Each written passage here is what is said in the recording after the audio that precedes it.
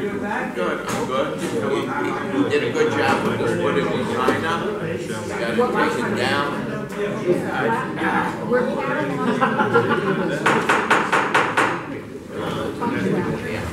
We're going to start the meeting now. I want to thank everyone for coming out tonight. And I want to extend the board's wishes to everyone for a happy and safe holiday.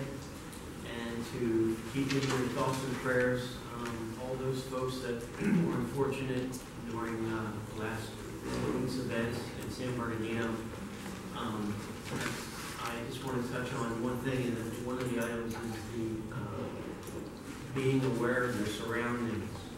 It's a very important issue in today's environment. And if when you see something, if you're not sure what it is, dial 911. And if you see something that's going on, doesn't look right, trust your heart and dial 911, because I'd rather have you be concerned about something and possibly stop something from happening and allowing something to happen. So I want to thank you all again for coming out tonight.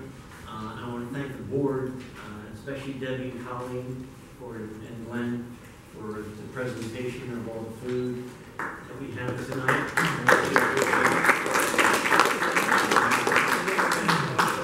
And if there's any recommendations that we should do next year, please, we've got these little cards right here, little prayer cards that tell us what we need to do that's better. So with that, we're going to get off to start with the general board meeting here. And we're going to start with roll call. John? Tom Johnson, President. Here. Peter Lassie, Vice President. Here. John Law, Secretary President. Lynn Wilson. Here. Treasurer. Pamela Gentry. Absent. Stephen Koch. Here. Colleen Kick. Here. Debbie Penman. Here. Freddie Rymont. Here. David Rhonda. Here. Mr. President, we have 9 members present. There's a quorum. Thank you. The next item on the agenda is the flag ceremony. I'd like to ask everyone to please stand and put your hands on the side.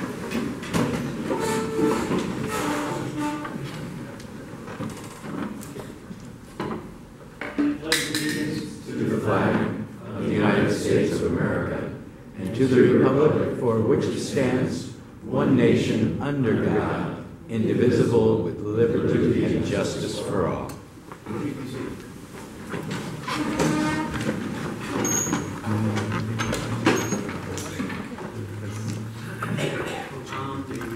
Reports and presentations from public officials.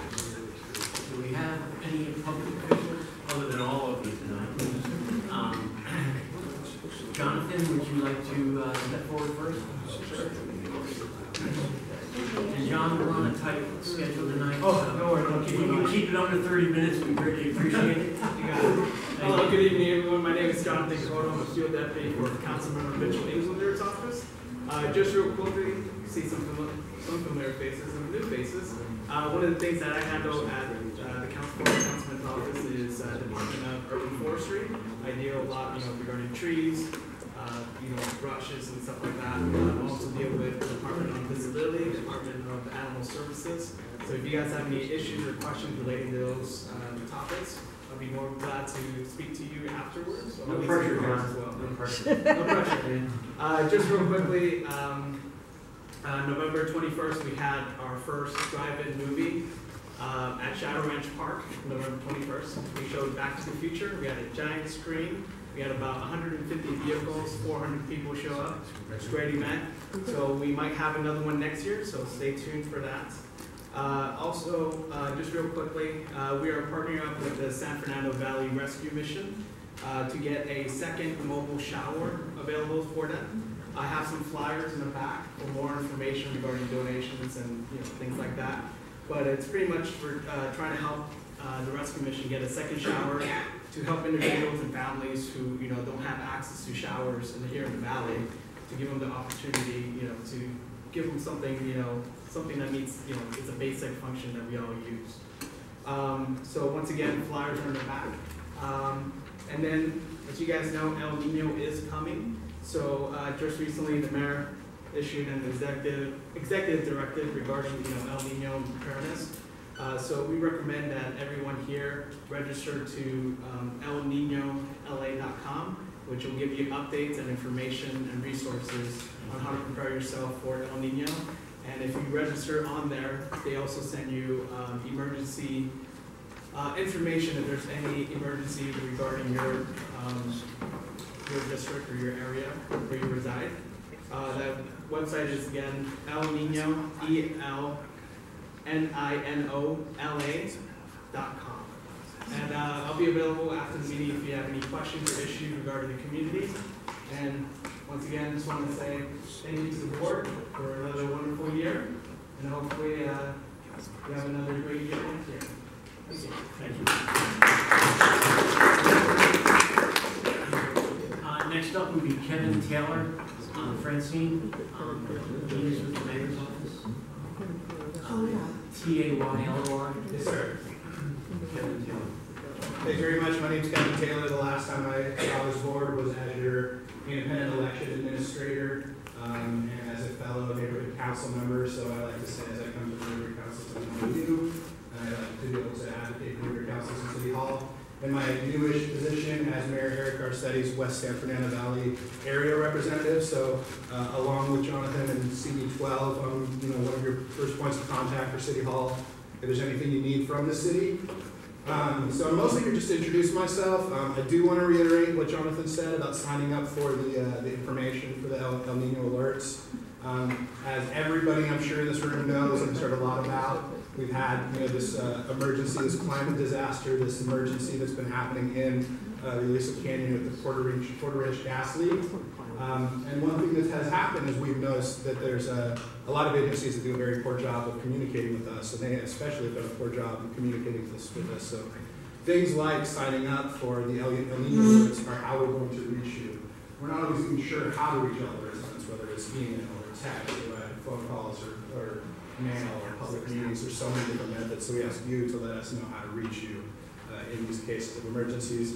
On that note, if there's any questions about that, and we'll leave questions for afterwards, so that we have a packed agenda tonight, but if people have questions about what's happening in Porter Ranch, welcome to ask me. As you know, the city of Los Angeles did file suit against the gas company this week on many fronts for what's been going on in this disaster.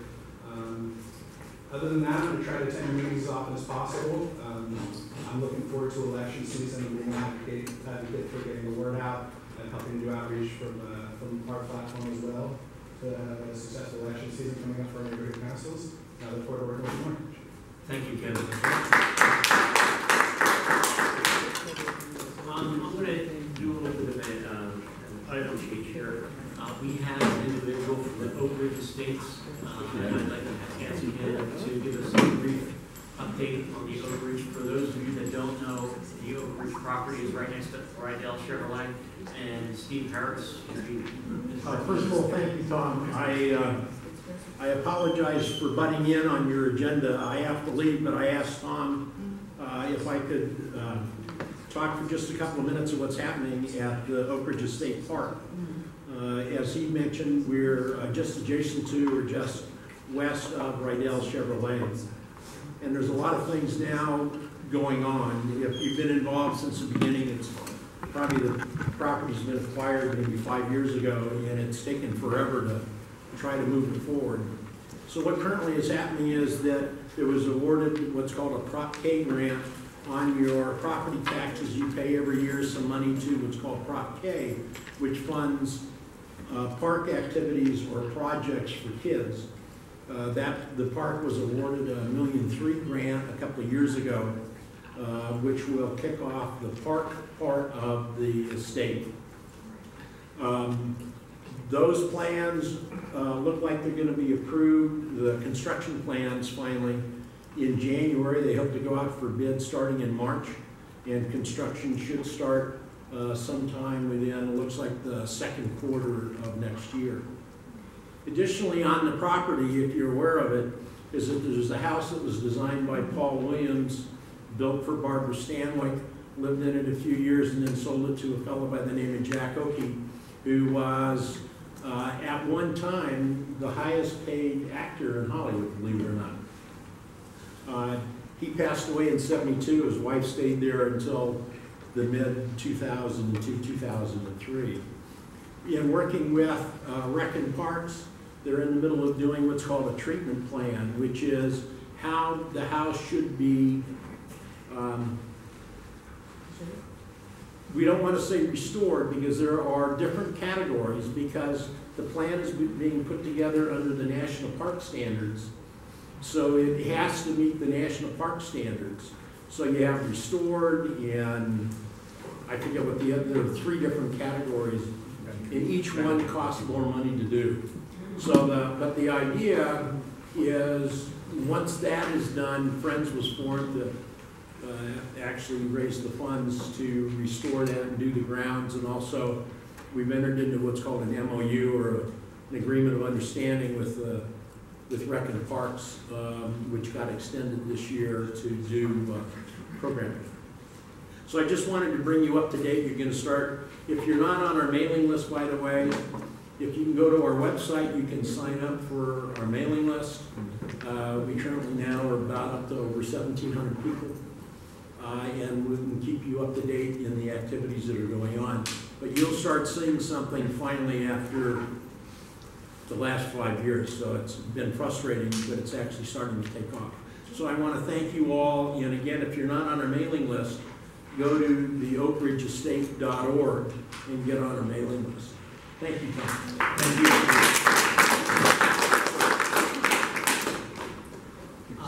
With that, we're going to roll into our special guest speaker tonight, Kathy Shoemaker, with the Urban Wildland Conservation Specialist. She's a specialist? Urban Wildland Conservation Very Specialist. good.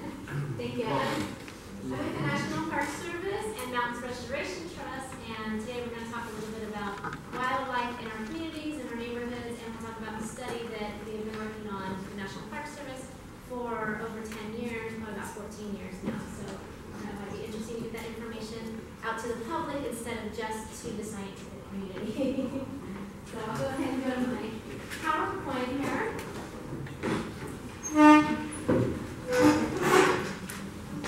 Hopefully everyone can see. This is a new program called Nature Neighbor Program. And it's, like I said, just learning how to live with wildlife locally, and no matter where we live, in Los Angeles, San Fernando Valley, there's wildlife here. It should be expected. We've seen them for years. It's not just the drought. These animals live and they raise young in these areas.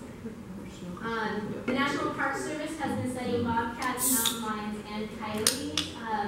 We were looking at urban association, movement patterns, diet, and causes of mortality for these animals. Most of our study is in the Santa Monica Mountains and the Simi Hills. And we currently have moved into Griffith Park because our lion P22 is in Griffith Park now, which has been really interesting for us and exciting, as well as we are now studying coyotes in downtown LA.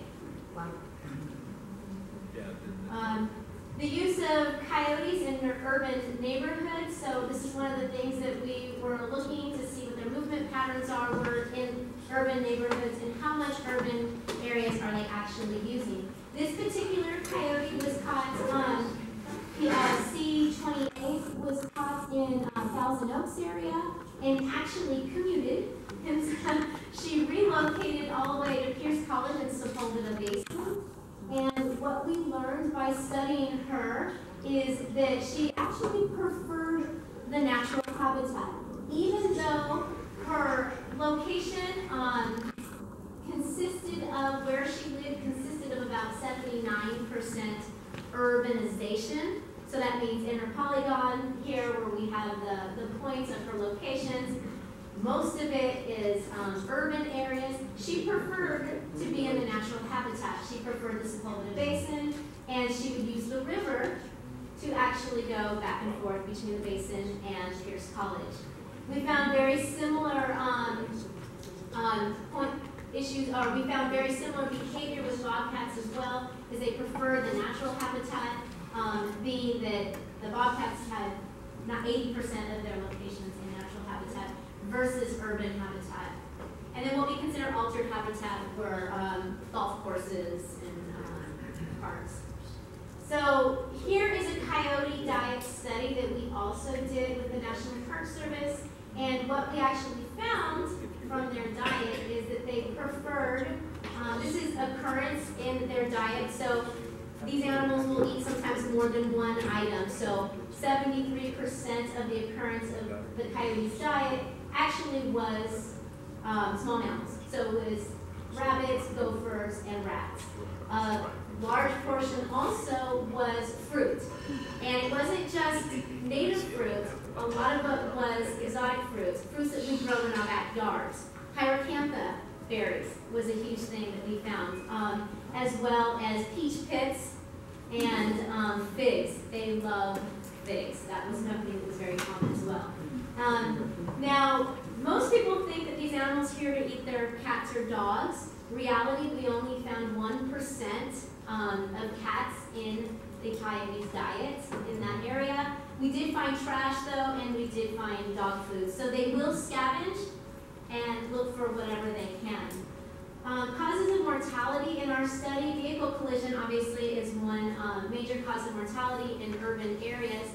But something else that was kind of striking for us is the exposure to anticoagulant rodenticides, which is rodent poisons that are put out.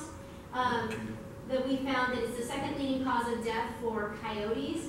And many of the bobcats that had died were exposed to rat poisons as well. They didn't specifically die from the rat poison, but they died from a disease called mange that, with the rat poisons on board, we believe weakens their immune system so they cannot fight that mange.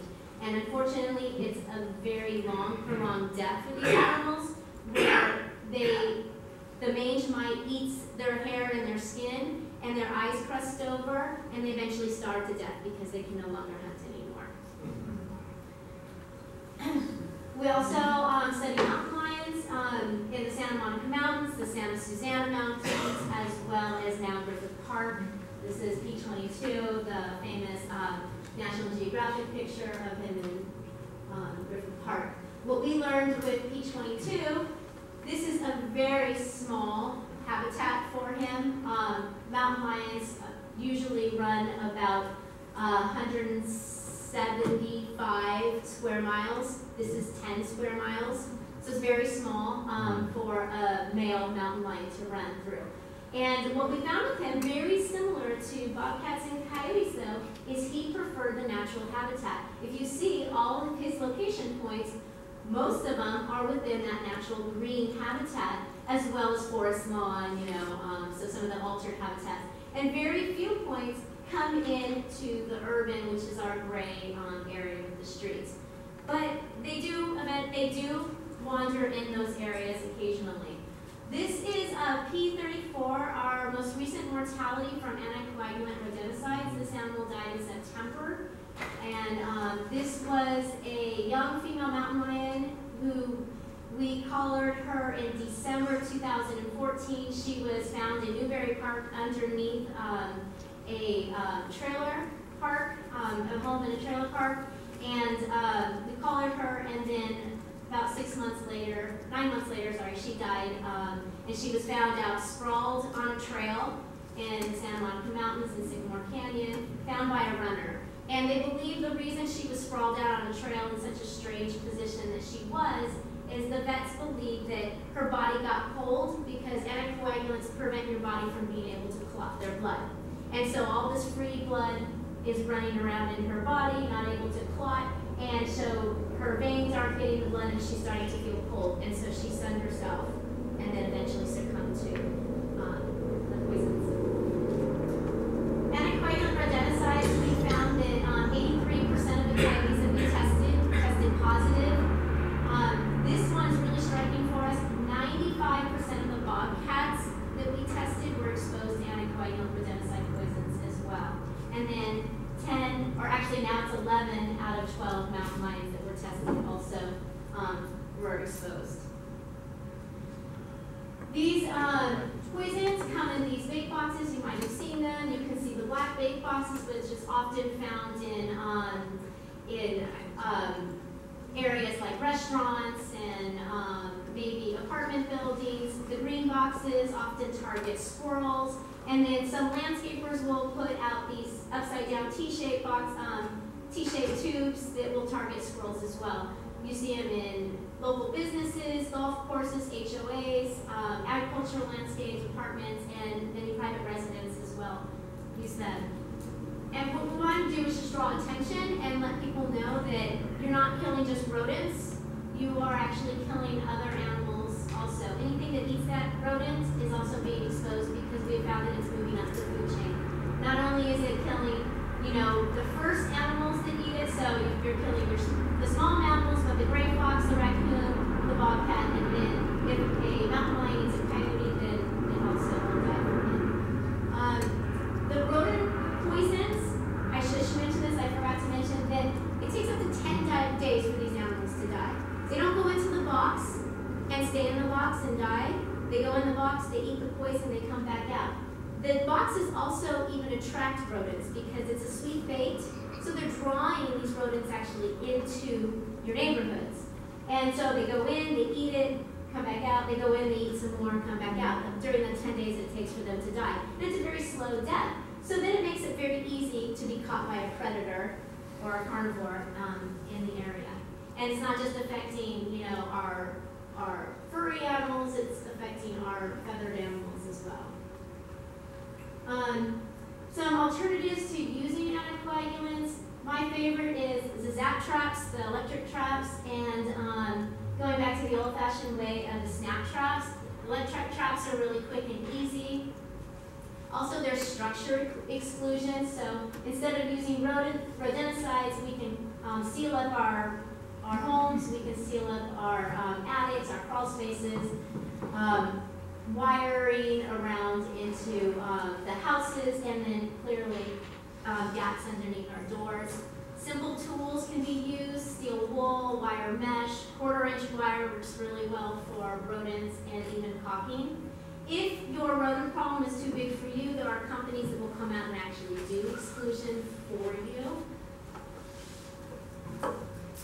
And then I always want to suggest make sure the animal's out before you exclude it, or make a one-way gate so they can get out, or it will smell pretty bad. Also, these are just some nice, clear examples of you can put buried wiring to prevent animals from getting underneath your deck, and it's real nice and clean and very simple.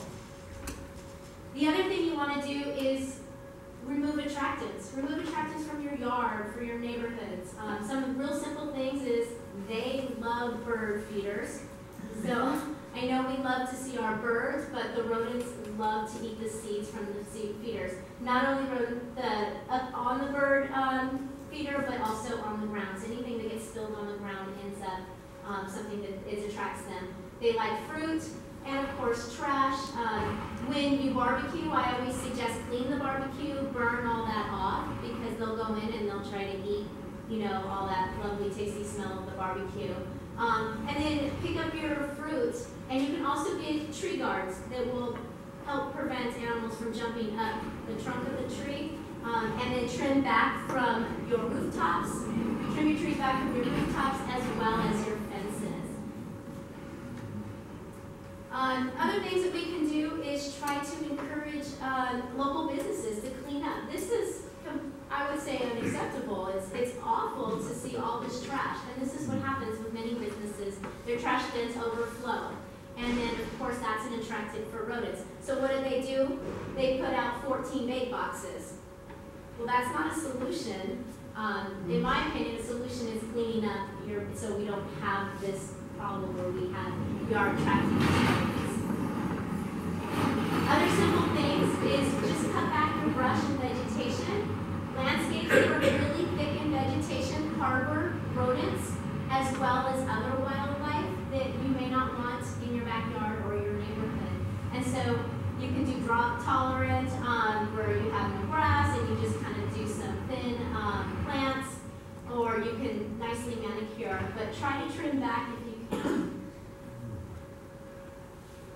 Going on with wildlife, not only are rodents animals that, that feel comfortable in our neighborhoods, but also some wildlife get very comfortable in neighborhoods as well. And if we have attractants that attract wildlife in, they're going to reproduce, they're going to live underneath your decks, they might live in your the walls of your yards. This is a bobcat with kittens, and the female is in a hole that's an adjoining wall between 2 yards, and she basically denned in there because someone had left it open instead of sealing it up when it was exposed.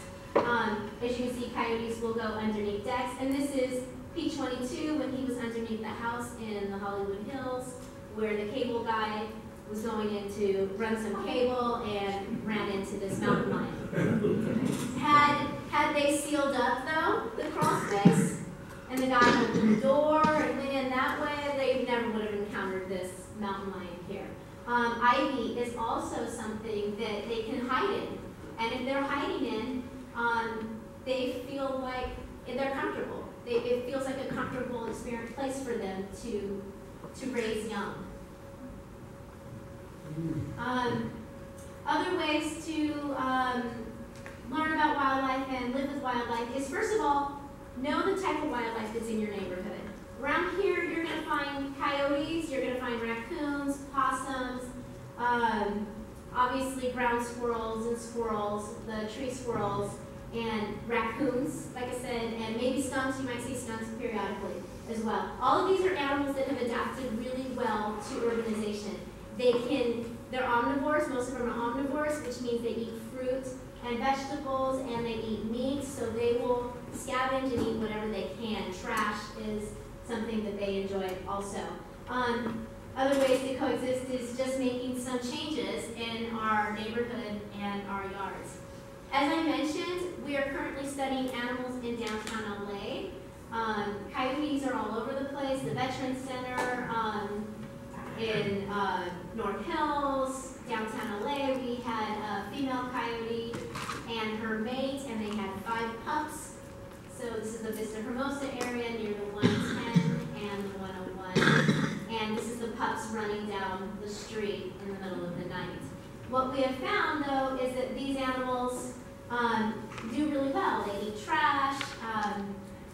They'll actually go up to people's porches that leave food out for their cats or the feral cats. They'll literally go up the stairs to the porches and they'll eat, from the bowls.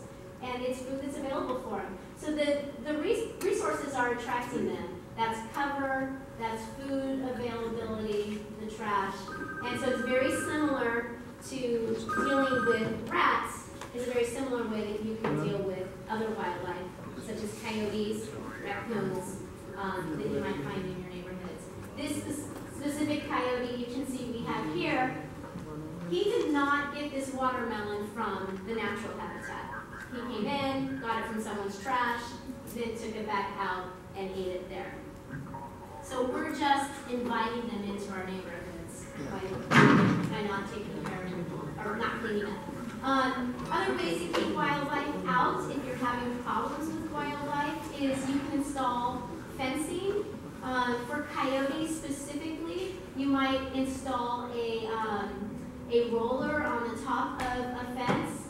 Coyotes, keep in mind, can jump 7 to 8 feet, so they can jump very high. All they have to do is get their front paws over the top and they can pull themselves up. So if your fence on your side, on the inside, is 8 feet, but on the outside it's 6 feet because there's a slope or something, they're going to be able to jump in. So it's very important to make sure that you have your height high enough, but also there's these rollers that you can either purchase or you can make them out of PVC piping as well. The whole idea is they get their 4 paws on the rollers and then they slip off and they can't get over it. Also, bringing our pets in at night is something that's really important. And then, I don't know if anyone really has any snake issues around here, but if you're going to deal with snakes or rabbits, you might want to do 1/4-inch wire as well, and you need to bury it down. Also, for coyotes, you should bury fencing if you can, because they do dig. They don't just go over fencing, they go under fencing also.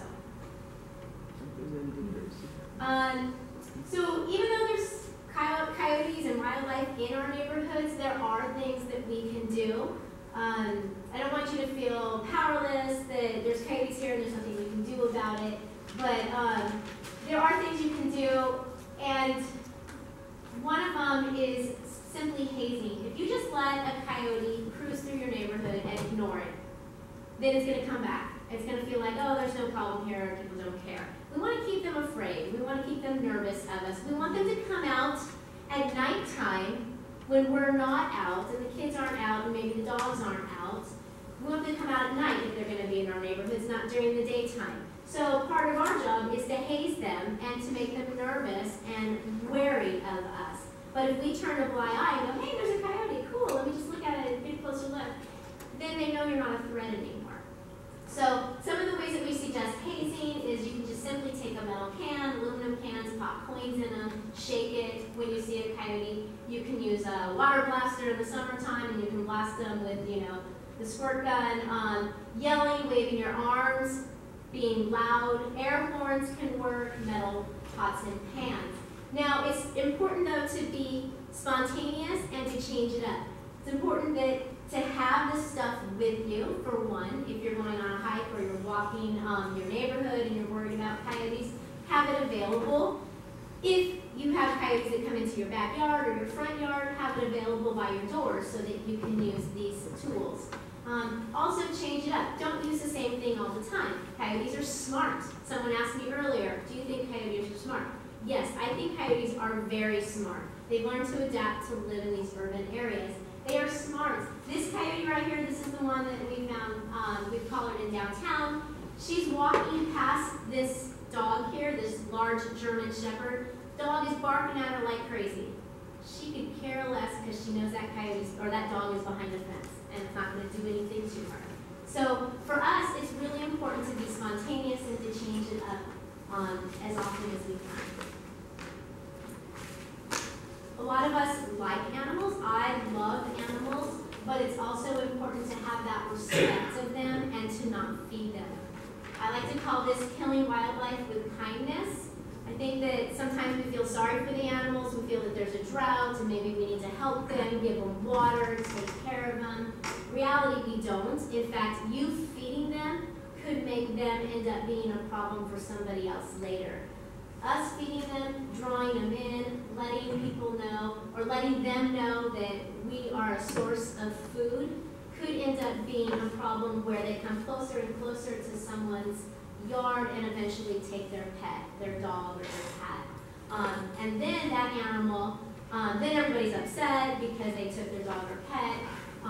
And we want to keep them afraid and we want to keep them nervous and not give them that opportunity to do that. So please don't feed wildlife, any wildlife. Don't feed raccoons. You can see they multiply. You get not just, you start with one, then you get the whole family, so you get everybody.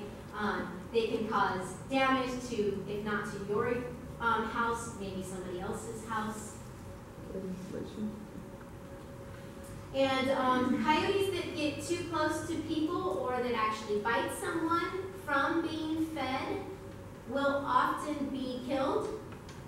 And this is something we want to avoid. Animal Services does not relocate coyotes. And they don't come if your dog is taken. What they do, they'll come, they'll visit your yard, they'll talk to you about it, but they do not take an animal out or relocate an animal if they take a pet. They tend to come if a person is bit. And that's the last resort. We obviously don't want anyone to get bit from wildlife. So how do we stop feeding? If you are someone who feeds wildlife, really important to just prepare yourself. Wildlife can live without us. They've been doing it for years. They do not need our handouts. Stop putting food out and just be ready to haze them and frighten them away. We can solve this problem, and we don't want to keep making it worse. Overall conclusion is we are hoping that after this you will try to practice rodent control in a non-poisonous way.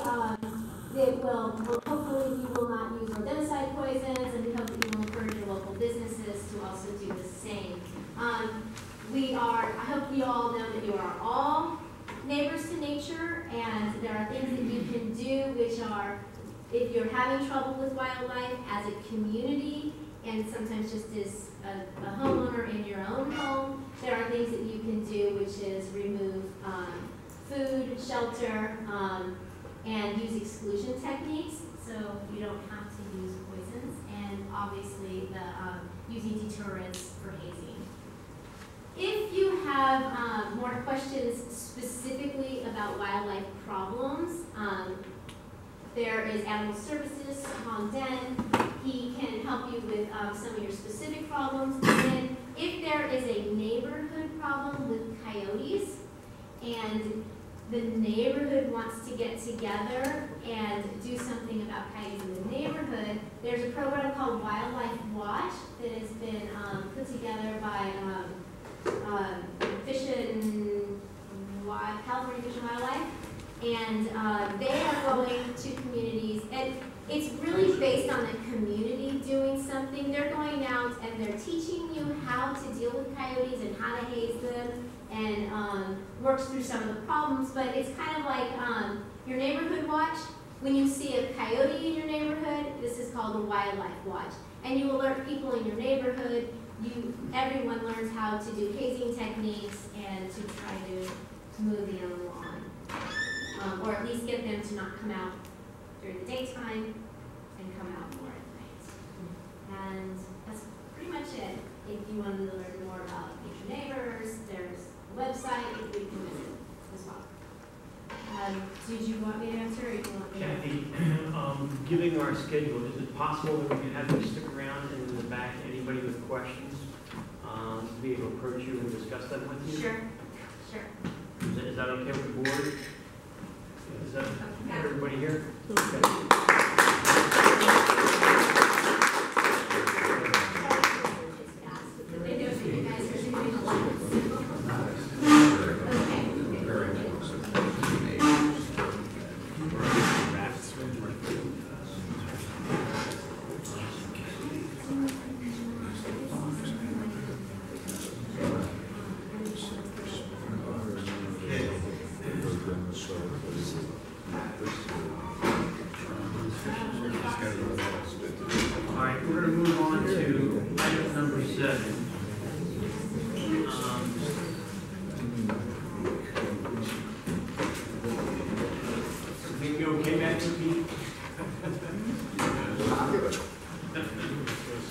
Item number 7, discussion and motion to approve a funding line of $3,000 for a second election mailer postcard.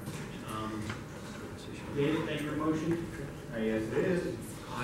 I'll second the motion. Francine, if there's any questions with regards to the motion and the second, could you please let us know? Okay. Discussion. You want to run down, Dave?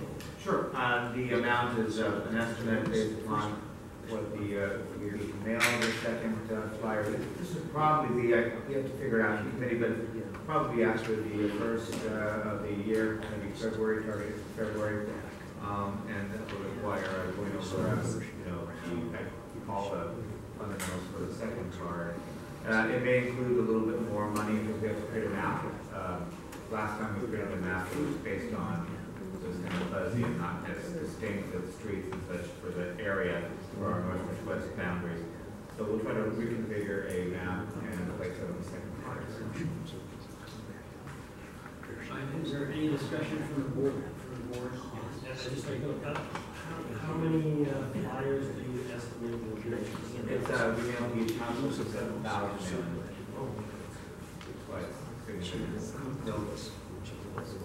Yes, William. I just heard you say that you're planning to send these out in February. Would it not be more prudent to get this second mailer out prior to January 15th, which is the deadline for new people to sign up to run for the neighborhood council? And if I can get out earlier, the better. I mean, it's been quite a challenge for us as the committee process to get it out. So we'll try to get it out as best as we can. I was targeting February to give us realistic time. I'm just saying the deadline for signing up to run for the neighborhood council is January the 15th, and really that's the people that you want to reach with 3 vacant seats. Yeah, well, there was a card that actually arrived this week, talking about the election and the vacant seats. So that may be helpful for that. Thank you, William. I think that's a good suggestion. Yes? I don't know how far in advance your postcards were supposed to be received. We received ours at 5 o'clock in today's mail. So take into account the time that you need to get it delivered so that it arrives in a timely manner. It would have been too late for somebody to get it to come tonight. Yeah, well, actually, we planned it that way because we knew that you were going to be coming tonight. That way. Thank you for That's the saving plan. me enough food. So that we could get it on time. But yes, this is our first one that we've done, and we're trying to iron out the how we can better manage it. And I think that with this year one, we've got some lessons learned, and that the next one will be, as William suggested, we're taking all the recommendations, we're trying to put them together, and we're working to make the next 2 go-arounds much more smoother. So I apologize. If it did get to you late, we are trying our best to make it more efficient, and I assure you that's what we're doing on the next 2. So thank you for your suggestions. We are trying to make it better, and please bear with us. Is there any other discussions? If not, I'm going to call for a vote. You got Oh, yeah. You want a blank sheet? Peter, I'm going to get yours because I know you're going to be heading into the little boys' room here real quick. So just give me one little quick blank. Okay. Swear from my throat. All right, thank you. Tom Johnson, yes. Glenn Wilson, Yes. David Uranga, Yes. Debbie Penman, Yes. John Maw, Yes. Freddie Mac, Yes. Colleen Pick, Yes. Pamela Gentry, Peter Lasky, Yes. Stephen Koch. Yes. Motion passes. Item number 8, discussion and motion to approve a funding line of up to $600 to rent Topeka Elementary School as the election venue for the April 9, 2015 Northridge West Neighborhood Council elections. David, this is your motion? Absolutely. I'll second it. You good there, Francine? Got it. David's motion, I second. Discussion from the board. Dave, you want to get started? I want to continue the tradition that we've had. The location of Topeka is central to our district, and we have, thanks to Glenn Wilson, some early work on this, and we're all clear to go. So we just need to have a board approval of authorization of monies that would include the plant manager and the 4-hour time and space provided. For those of you, we're having an election on April 9th, and this is a venue where we will have the actual voting. This will be the place where everybody will be able to go to vote.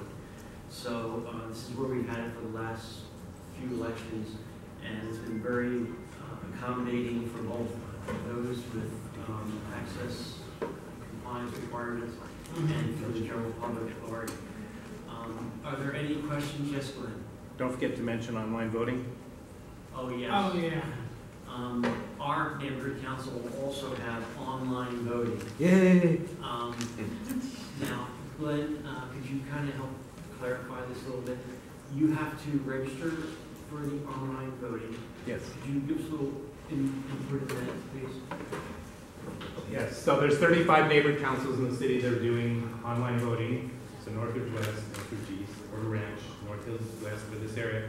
Online voting, you have to register in advance to vote online, just like you register to vote for a regular election. The difference is when you register to vote for a regular election, that's good for forever until you move or whatever. So the online voting registration has just opened a few days ago. So it actually can start now. And the process is you go to the empowerla.org/elections, and it's probably going to be linked on your website very soon if it hasn't already.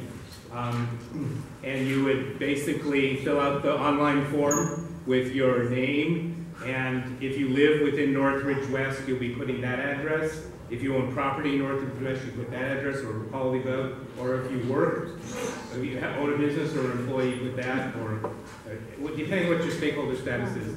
Then you have to submit documentation of who you are as a person, your identity.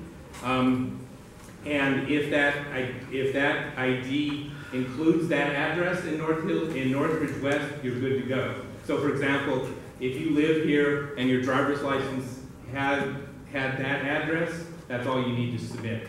And that's not kept, that's just to get you into the online voting system as a voter.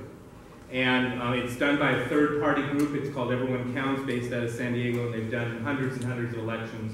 They don't have any interest in keeping any of that stuff, and they don't. And the city clerk, who also runs the city elections, is overseeing that process. So that just to give you an idea. Then what will happen is after the candidate filing period ends and the dust is all settled, you will get an email, you'll probably get several, if you've registered in advance, that you can vote online 3 weeks in advance of the April 9th election. So you will have 3 weeks to actually vote from 21 days prior to the election up until election day. And that includes election day itself. So you don't have to actually come to the polling place if you know you're going to be out of town or you're working on that day. But if you forget all that and you want to come here, you certainly want to come here, but you'll still have to go through that registration process. The online voting will close at the exact same time that it closes here. Whatever time your polling place closes, is it 4 o'clock? Is it 10 to 2 or 10 to 2? Okay, so at 2 o'clock when this poll closes, the online voting will close. The other thing I do want to emphasize is to register, to be a registered voter, you have to do that at least 8 days before the election. They're cutting off the registration in advance of the election. You can still come here in person, but if you want to vote online, you have to register that. So that's about April 1st or so. I think that's it. Glenn, when you do the register for the online, do you have to have a copy of your driver's license scanned and sent in with your request? You have to have some, it doesn't have, the answer is yes and no. You have to have some sort of photo ID.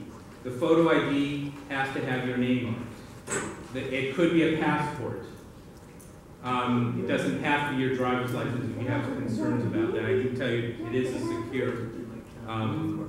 a secure process, but there are alternatives. If you don't want to give your driver's license, you can give something like a valid passport. However, if that piece of ID doesn't have a Northridge West address on it, you'll have to provide a second piece of information that has that address. And that could be something as simple as a utility bill mailed to your home address, and just send that in along with the photo ID. We don't want any Mickey Mouses voting in this election. That's why they have the photo ID. All right, thank you. Are there any other questions? Does anybody else have any questions? If anybody does have any questions and need help, David Uranga, myself, will be, yes ma'am. I'm sorry, I'm new enough that I'm not sure your boundaries.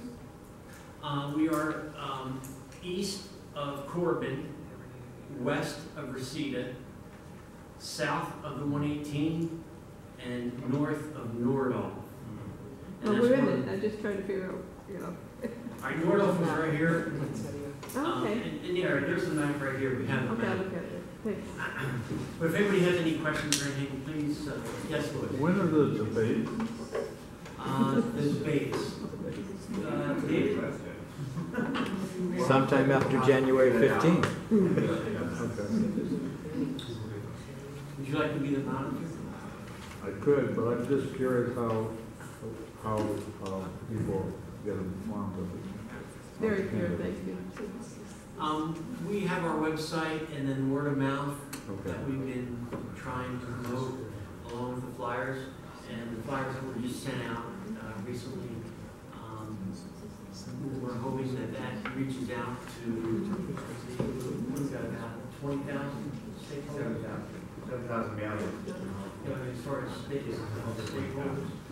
So we're trying to get it out that way, but if you know anybody, please let them know. Go to our website, and we have online, go to the National Register online, and we can send them out all the information you can do. And if there are any suggestions, please let us know. We'd be glad to take that into consideration, try to make things a little bit more easier. If there's no, yes, Dave, what? Did you say that the polls were closed at 2 p.m.? Correct, yeah. So it won't be open after work? It's on Saturday. Saturday. Oh, it's Saturday. Thank you very much. It will be on a Saturday. If there is no further questions, I'm going to call for a vote. Tom Johnson, yes. Glenn Wilson? Yes. David Uranga? Yes. Debbie Penman? Yes. John Mom? Yes. Freddie Mac? Yes. Colleen Peck? Yes. Pamela Gentry? Peter Lasky? Yes. Stephen Koch? Yes. Motion passes. Item number 8 or 9. Discussion and motion to approve funding line of up to $200 for refreshments for the April 9, 2016 election. Well, we had a tradition of having treats.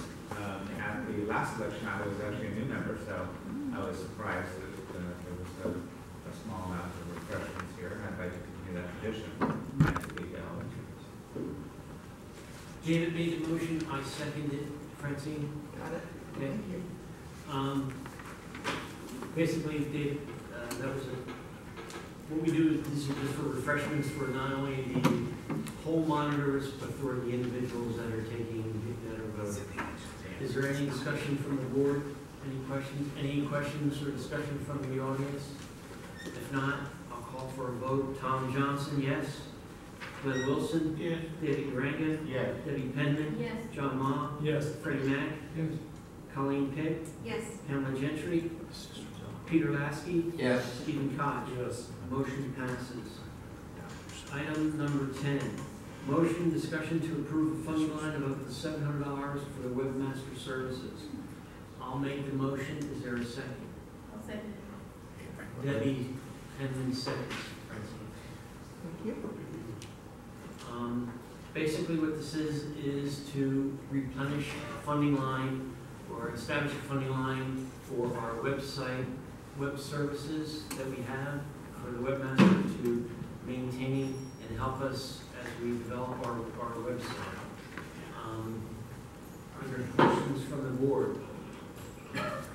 Questions? Yes, Brian. I was under a distinct impression that we were funding it up to $500. This was supposed to be funding up to $500 a month.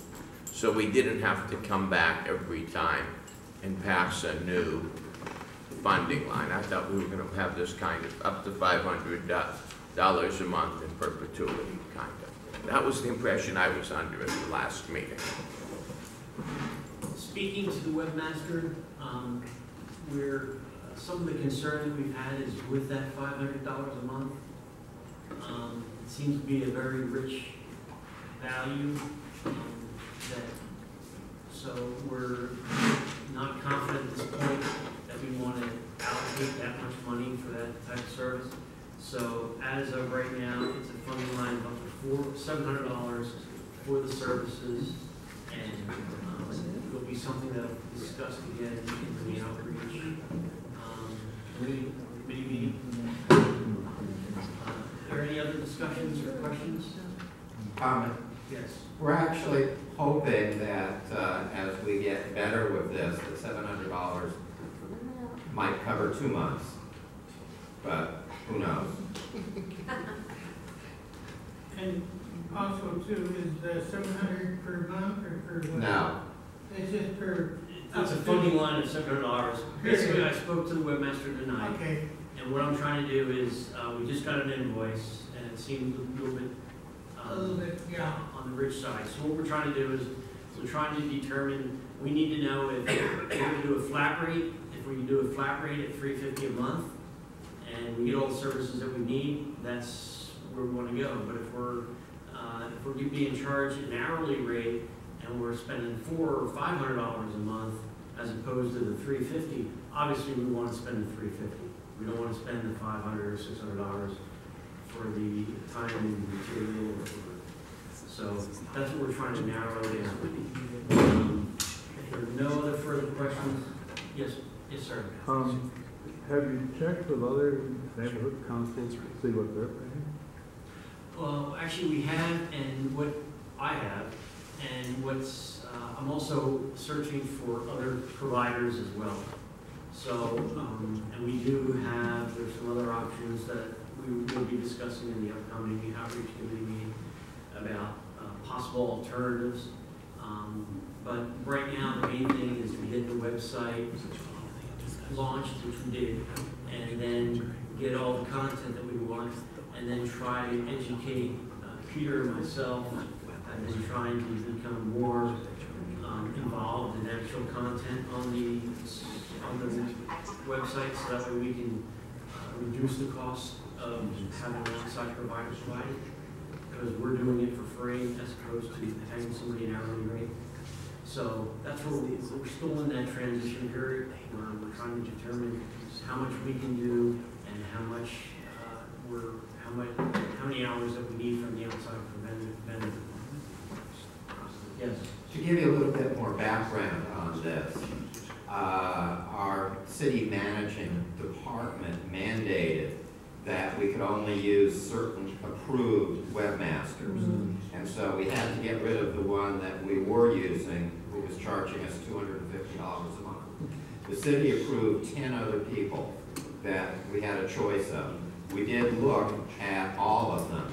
We chose one of them that had the second lowest rate on it. So I think we did do due diligence.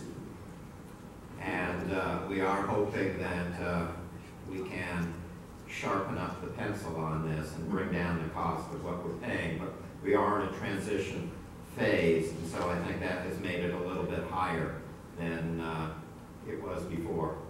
Thank you. And then also too, now they're down to 6 approved webmasters instead of 10 originally. Yes, one other point is, as part of the startup phase, is she's supposed to be helping train some of the board members on how to work with the website, so that the work that the board members do can reduce the amount of work that she has to do, which should save us money in the long term. That's the plan. Are there any other questions? If not, call for a vote. Tom Johnson, yes. Glenn Wilson? David Green? Yes. Debbie Pendon? Yes. John Ma? Yes. Freddie Mac? Yes. Colleen Peck? Yes. Pamela Gentry? Peter Lasky? Yes. Stephen Koch? Yes. Glenn Wilson? Yes. All right, motion passes. Agenda items. I have a speaker card here. Anyone that would like to speak on behalf of Gerald Public Hyman? Sorry. Any general public comment or questions or items that you have, please, we have speaker cards. Please feel free to fill them in. Tamika, do you have an item that you want to under public comment? Yes.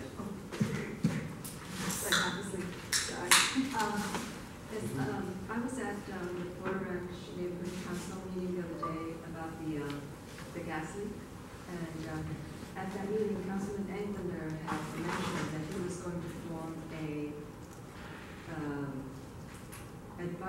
advisory committee for the community advisory committee, I believe, and I was wondering if anybody from the neighborhood council, from the Northridge neighborhood council would be attending any of those meetings as an observer to see what's been discussed, and hopefully get back to the neighborhood council. Good question. Any board member, have you inquired about the gas leak up at Porter Ranch? Anybody on the board? Good question. I will, I'll reach out to Dick and I'll see how we can get better connected to see what's going on. I have some information that I'll be getting from one of the employees at the plant itself, there on the site. And from what I gathered from John and tonight from some of the stakeholders. So, but good suggestion. If there is any board member that would like to take on that role, let me know.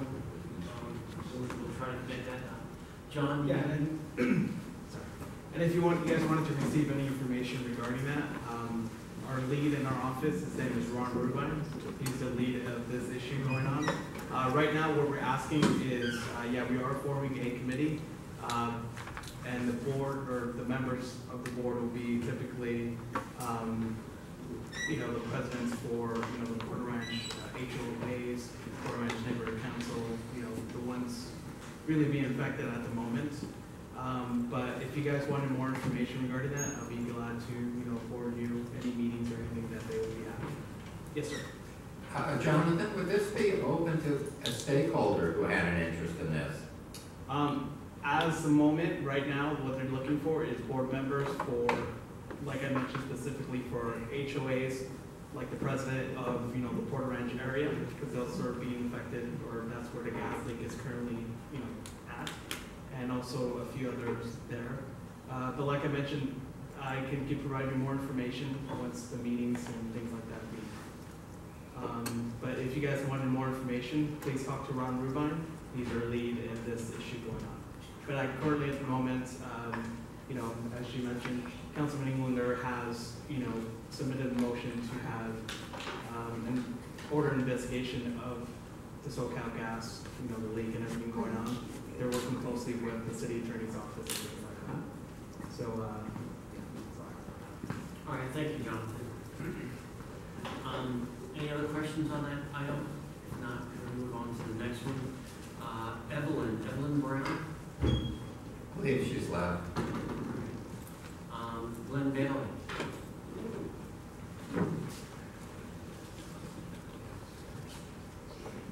Glenn Bailey. I'm wearing my Navy Council Budget Advocates hat, and I promise I make this really brief because I've been giving you reports each month on what the Budget Advocates have been doing. But the update that I did want to share, and Glenn, do you still have part of it? Yeah, Okay. So I've been announcing the city services survey each month and indicated that we need to get done by a deadline that is now passed. And so last night we learned that the number of participants broken down by council district, Jonathan, don't write this down, but we are not in the top tier. So the budget advocates have extended with the consent of the mayor's office, because that's who's getting all of this input, to January 15th. So I don't have a breakdown yet by neighborhood council, but I've been told that I will be getting that so soon, and I will share that with the president. But in the meantime, I'd really like to ask, and I'm not sure if anyone didn't get these cards, but okay. You guys have Good. I've got that. Anyway, I want you to pass them out to your friends, and I'll give anyone in the audience who doesn't get it. So this budget, sir, how many of you have done it? If you're willing to, okay, great, thank you very much. So we want to get 100% of the board members, we want to get all the active stakeholders, and we want to spread the word there. As you went through that, you saw a list of any city services that you could rank as being excellent, above average, needs to improve, and then a dialogue box that you can fill in additional information of concerns that you have regarding anything that the city does. And so that's really important feedback. And frankly, although we've already exceeded the numbers from the mayor's survey from budget day, we are nowhere near the numbers that we need. So we're really doing a big push during the next basic month and I know it's a tough time with holidays and everything, but we really need to try to get that on your website, get it on your e-blast, so you'll be getting information about that, because everyone who gets your information to the council, we really want to encourage them to do that. So we're going to make a big push for that, and that was my main message that I wanted to leave you with regarding budget advocates. The other thing was the Valley Alliance and Neighborhood Councils. Just to remind you that it meets on the second Thursday of the month, so that meeting is coming up in 2 days. And because of what you mentioned earlier regarding El Nino, the presentation is going to be folks from Public Works who will be focused on preparation for our streets, our storm drains, the debris, the things in front of the storm drains get clogged up, falling trees, all the sorts of nuts and bolts of public works that will affect the quality of life in our neighborhoods in the case of a storm event. So if any of you have particular interest in that, I know Glenn Wilson usually attends, but if any of you have a particular interest in that topic, please come Thursday night, 6:30 at the Sherman Oaks Hospital. Thank you. And then I can always use somebody else, but I'm usually the only one there. In Northridge, All right, thank you, Glenn. Appreciate it. Next, I have William Kuzma.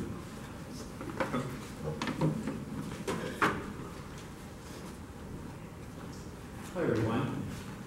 I'm right, just so I can stay within 2 minutes. I get used to it sometimes.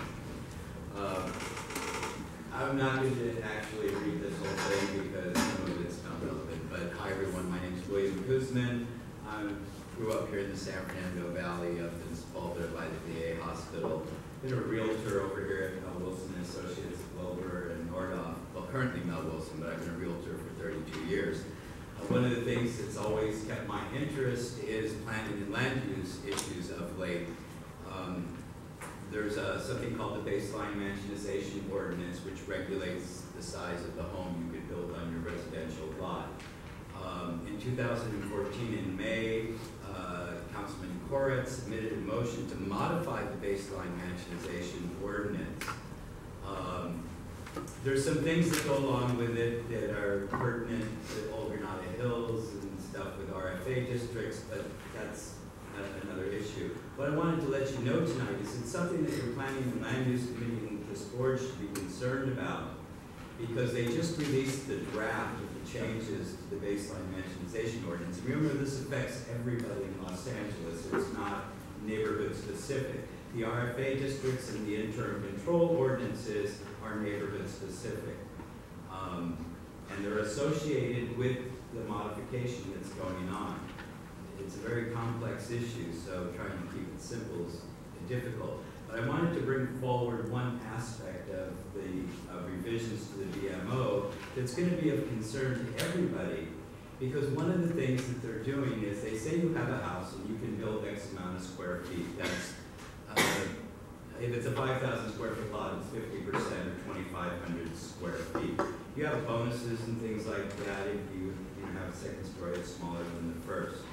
But one of the things that they're doing is they're saying if your garage is attached to your house, it will be counted in the total square footage of living space. So you won't be able to have 2,500 square feet in a 400 square foot garage. You will have 2,500 square feet that will include a 400 square foot garage. Now, if you make the garage detached, it will not be included in that ratio. So what that means is people that develop and build or add on to their homes are going to be more motivated to build a detached garage rather than an attached garage. Now, as a realtor, everybody I know wants direct access to their house. They don't want to be walking through the rain to get the groceries in. The other thing that we know, most detached garages are in the back of the home. Yes. Yeah, $4,629. Now, all the expenditures are on the front page and on the third page. If you look, there's a third page here with some additional expenditures. That's how we equated to $4,629.19.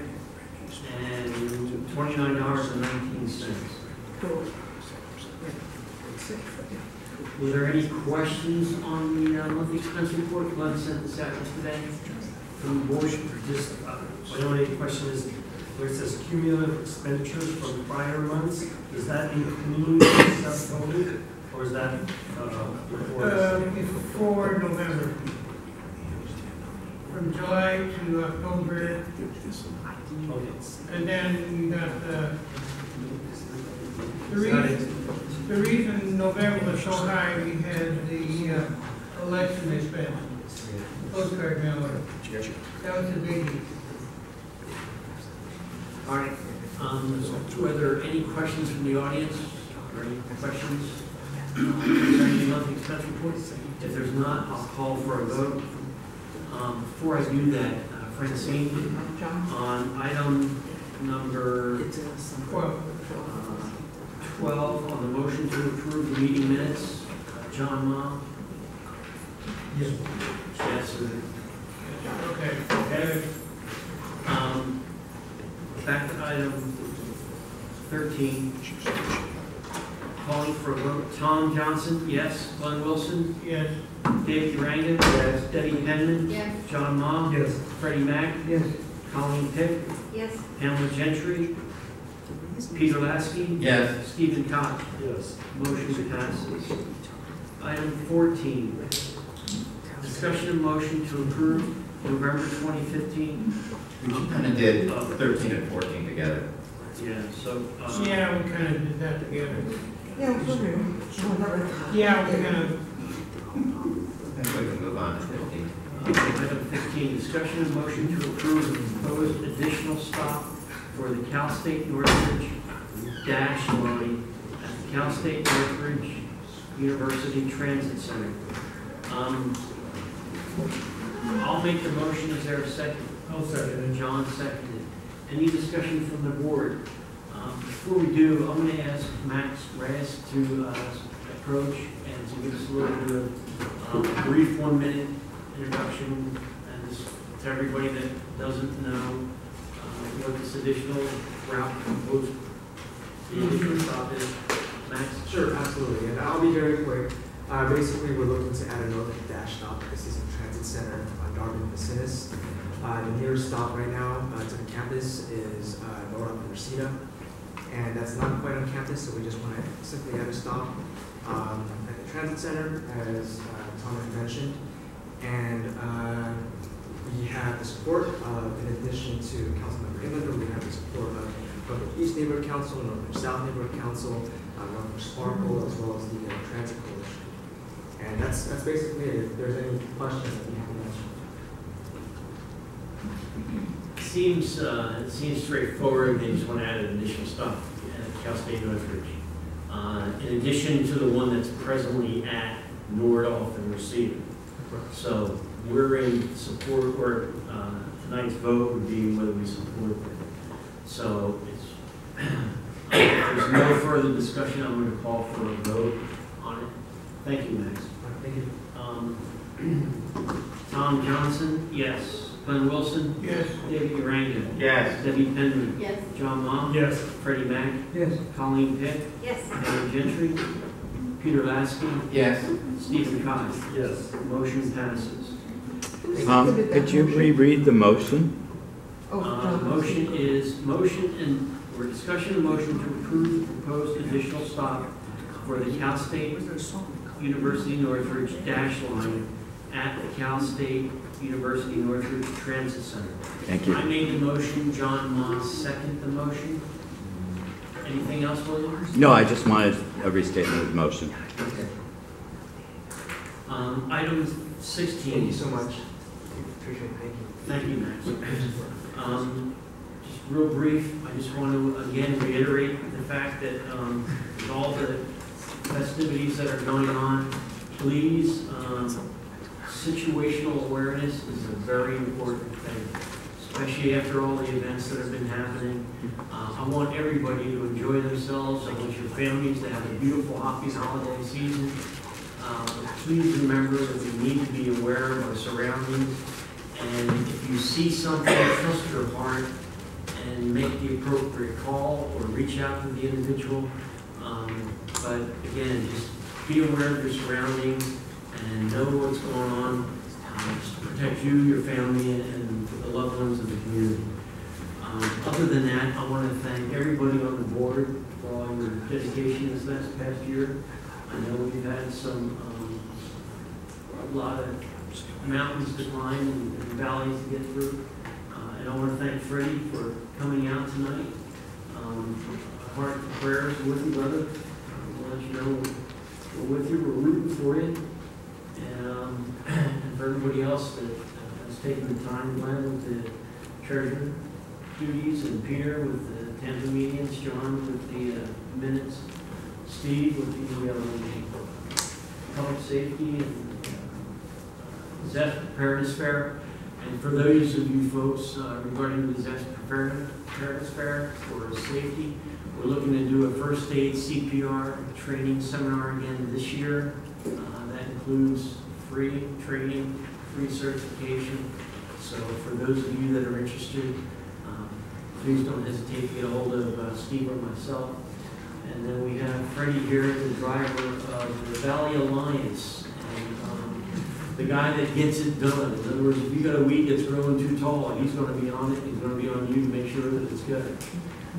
Thank you, Freddie. Debbie. And Debbie, by the way, believe it or not, she's actually 6 feet tall. You just can't see it physically. But if you go around to the community here, you're going to see that there's some major improvements. And I want to use the Devonshire and Tampa, and I want to use the Tampa and Plummer as two major accomplishments that she single-handedly was able to accomplish. And that was getting all those trees that were obstructing the path of traffic on the sidewalk. She did it. So I want to thank you. Along with the support of John, I know you do a lot of meeting there, John, but we appreciate the help that you and CD12 provides us. And it's my pleasure to work with you guys and continue working with you guys. Thank you. And then Colleen, of course, her and Steve were extremely instrumental on getting the website up and launched and where we are today. I really am very excited. I'm very grateful that the time and energy that they spent. It was not an easy task, and it's still evolving, but we've come a long way there. I just want to thank you both. You guys, excellent job. Thank you very much. And of course, David down here, our election chair, he's been extremely successful in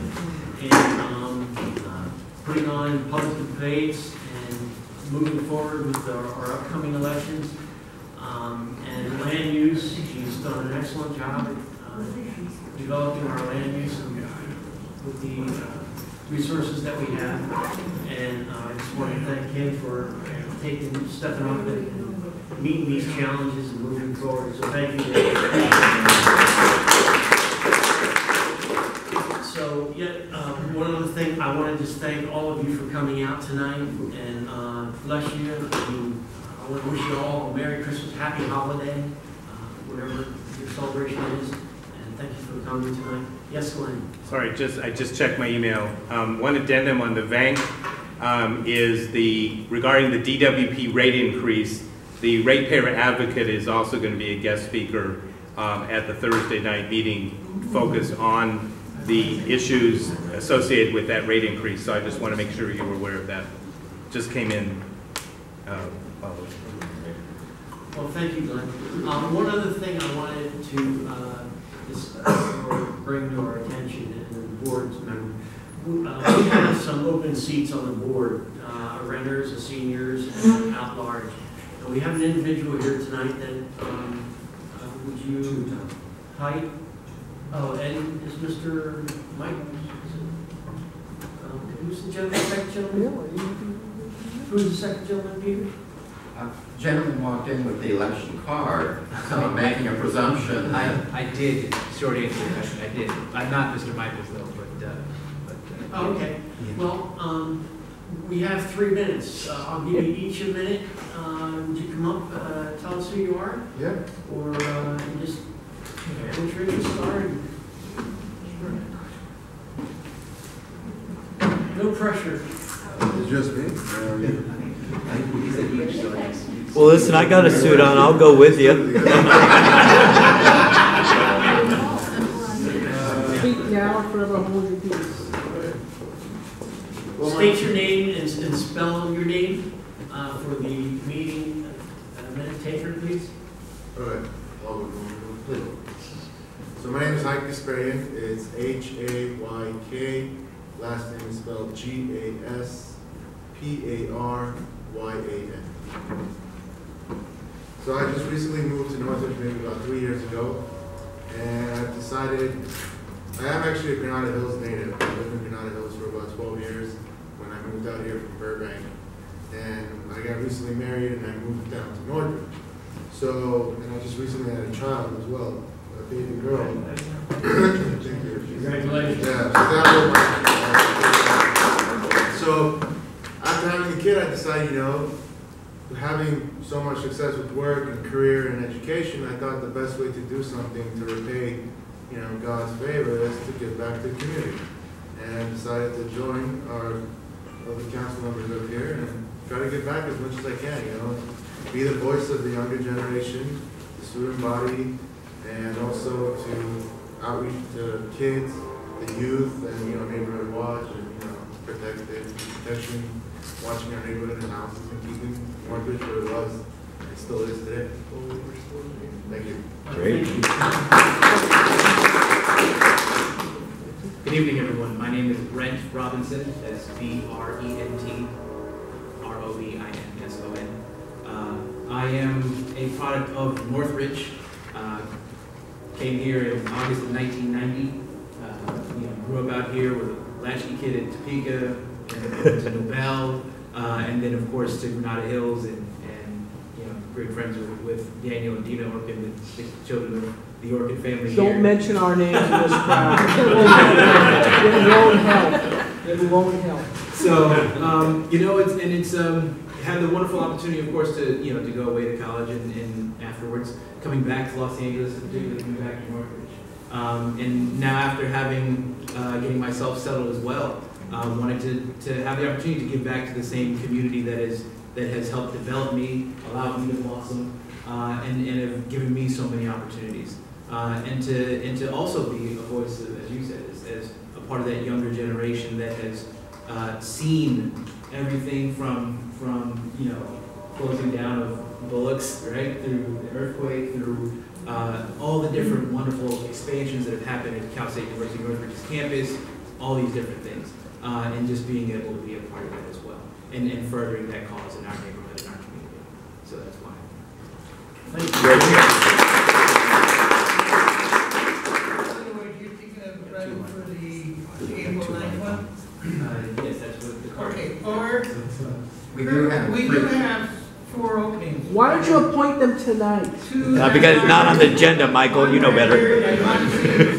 Well, first of all, I just want to thank you all for coming tonight, and again, we should have a holiday. We'll take this up at the executive board meeting. Have you submitted, I know you submitted your request to the secretary, correct? Have you submitted your request to the secretary? Okay, if you could, John, do you have your cards? Yeah. If you could mail it to him and copies. And here's one of mine.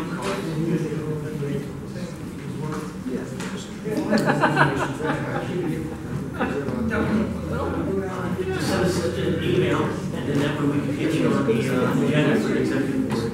And then we'll have it scheduled for the executive board meeting. We have our executive board meeting at the end of this morning. So you're going to want to get your request to the jury now. We'll invite you to the executive meeting. We'll let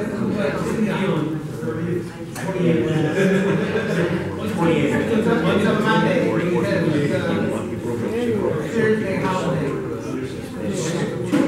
Thank you both. Appreciate it.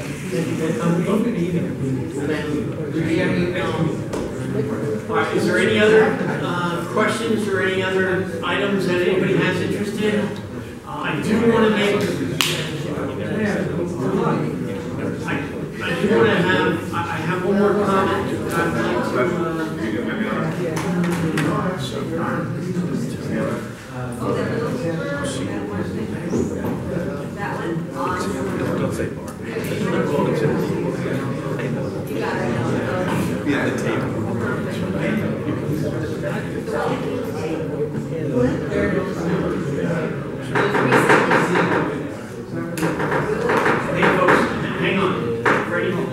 hang on.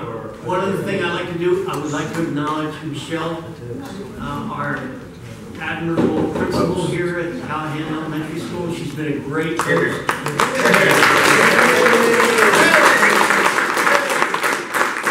allowed this to happen tonight. So I want to thank you for all your hard work, your dedication, your commitment to the community and to the school and to the children. And wish you all a happy holiday. With that, I'm going to make a motion. We're doing a 600 gingerbread houses. If anyone wants to come on next Thursday and help the kids decorate gingerbread houses, or on Wednesday to build gingerbread houses for all of our students. Okay. Anybody interested, please? With that, I'm going to make a motion to adjourn. Do I have a second? Steve Koch seconds the motion to adjourn. Meeting adjourned. Thank you.